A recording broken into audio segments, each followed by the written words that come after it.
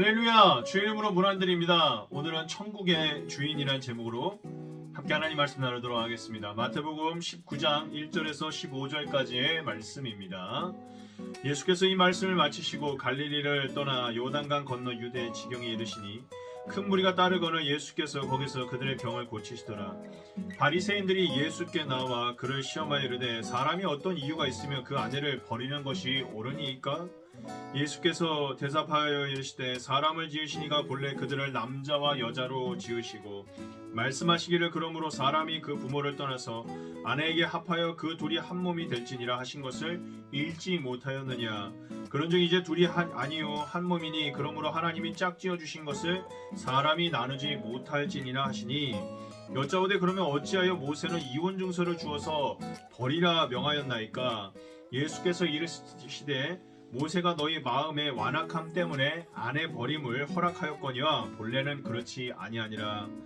내가 너희에게 말하노니 누구든지 음행한 이후에 아내를 버리고 다른 데 장가드는 자는 간음함이니라. 제자들이 이르되 만일 사람이 아내에게 이같이 할진대 장가들지 않는 것이 좋겠나이다. 예수께서 이르시되 사람마다 이 말을 받지 못하고 오직 타고난 자라야 할지니라. 어머니의 태로부터 된 고자도 있고 사람이 만든 고자도 있고 천국을 위하여 스스로 된 고자도 있도다. 이 말을 받을 만한 자는 받을지어다.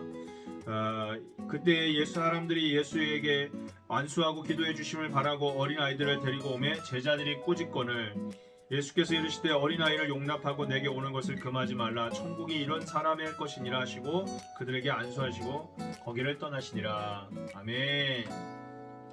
바리새인들이 큰 무리의 병을 고치시고 있는 예수님께 와서 물었습니다. 세번역 성경으로 보면 무엇이든지 이유만 있으면 남편이 아내를 버려도 됩니까? 그런데 이 질문에는 두 가지 답이 있을 수 있습니다. 이 질문은 아내를 버려도 됩니까? 라는 질문과 아내를 버려도 되는 사유는 어떤 것이 있습니까? 라는 질문을 이 바리새인들이 지금 예수님께 합쳐서 질문을 두 개를 하나로 합쳐서 하고 있는 것입니다. 당대 유대인들은 보편적으로 아내를 버려도 된다는 생각을 가지고 있었습니다.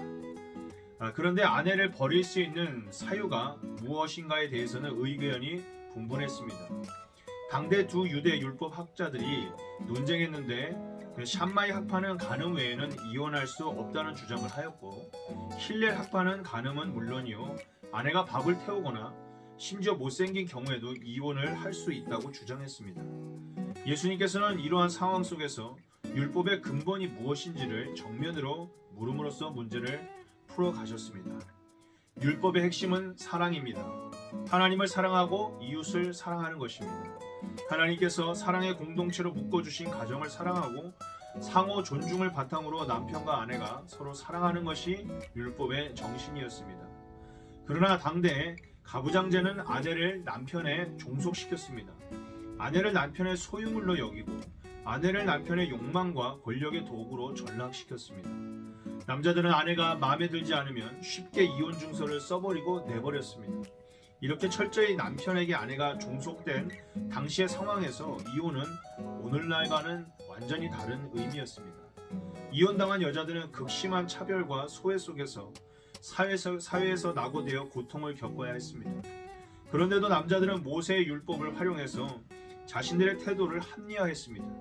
이들은 하나님께서 사랑을 위해 주신 율법을 자신의 욕망을 위해 활용한 것입니다. 예수님께서는 이를 정확히 파악하셨습니다. 예수님께서는 이러한 일들은 어떠한 경우라도 합리화할 수 없다고 말씀하십니다. 예수님께서는 부부는 한 몸이며 하나님의 맺어주신 것을 사람이 나눌 수 없다고 선포하십니다. 이혼 여부 이전에 부부란 무엇이냐? 하나님의 말씀이 우리에게 참으로 요청하는 것이 무엇인가를 되새겨보라고 주님께서는 우리에게 말씀하시는 겁니다.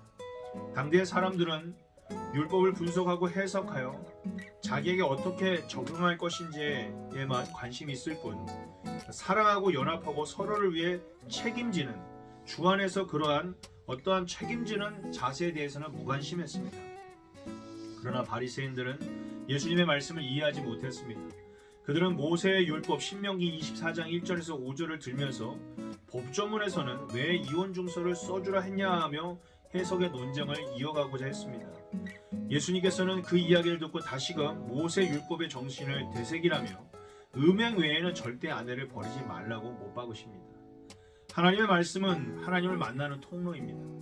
우리는 말씀을 통해 하나님의 사랑을 깨달아야 하며 예수 그리스도의 복음을 만나야 하며 성령님의 감동을 경험해야 합니다. 말씀은 우리를 하나님께로 인도하여 하나님의 은혜를 경험하게 하고 세상 속에서 하나님의 사랑을 나누게 합니다. 그러나 이를 깨닫지 못하는 사람에게 말씀은 그저 자기의 욕망과 우상을 강화시키는 도구에 불과합니다. 역사 속에서 많은 그리스도인들이 성경의 근거를 가져와서 노예무역을 하고 차별을 합리화하고 그 성경을 가지고 전쟁을 일으키고 자연을 파괴하고 탐욕과 권세를 정당화하는 그런 경우들도 있었습니다. 이들의 모습은 율법을 가지고 아내를 버리던 유대인들의 태도와 별반 다르지 않는 것입니다. 예수님께서는 이 말씀을 마치고 아이들을 용납하고 받아주셨습니다. 그리고 이런 아이들이야말로 천국의 주인이라 선포하십니다. 말씀이 우리에게 참으로 가르쳐주는 것이 무엇인지를 몸소 주님은 보여주고 계십니다. 말씀은 하나님의 은혜요 용납입니다. 가장 작은 아이까지도 품어주는 하나님의 사랑. 우리는 오늘 말씀을 통해 우리가 하나님의 말씀을 어떻게 따르고 있는지를 잘 살펴보아야겠습니다. 더불어 말씀을 따르고 있는 그리스도인으로서 우리도 주님처럼 하나님을 사랑하고 이웃을 잘 사랑하고 있는지, 약한 자, 연약한 자, 어린아이까지 잘 보살피고 있는지를 돌아봐야겠습니다. 오늘 말씀을 묵상하며 진정한 사랑을 드러내는 삶이 우리의 삶이 되기를 소망하며 말씀을 이용해서 내 욕망과 내 권익을 찾는 것이 아니라 말씀을 통해서 십자가를 바라보고 하나님의 그 섬김을 바라보며 우리도 묵묵히 주님의 말씀을 잘 따라갈 수 있는 천국 가는 그날까지 하나님 앞에 복된 저와 여러분이 되기를, 하늘에 큰 상급을 쌓는 저와 여러분이 되기를 간절히 소망합니다. 감사합니다.